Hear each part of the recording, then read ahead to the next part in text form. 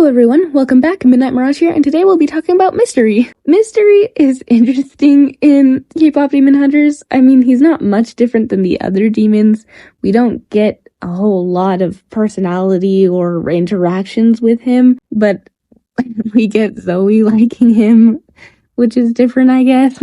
But I did notice that he was a little more shy, especially with putting his hand on his arm, and his body language was a little more closed off. So I wanted to convey that in my drawing here. That's why I chose this position with the hand on the arm, since that's what stood out to me in the first place. I also decided to put his tail near him to try and be like taking up less space, and his wings are near him too, for sort of the same thing. I chose to make him a Seawing for sort of the same reason as I almost made Romance a Skywing. I want to keep the shipping critique of the movie in this universe, sort of. If dragons were going to ship Zoe and Mystery, then it would be more convenient for them, or more accurate, if they were both Seawings. And since I already made Zoe a Seawing, I should also make Mystery a Seawing. Especially with this being in the context of Darkstalker times, dragons from different tribes being in a relationship would definitely be weird. Someone suggested I do an Icewing, which I think definitely would work. He kind of has that vibe. He's very chill. But I'm not sure how I would do the hair. I mean, I didn't know how I was going to do the hair with a Seawing either, since the hairlines for dragons and humans are very different. But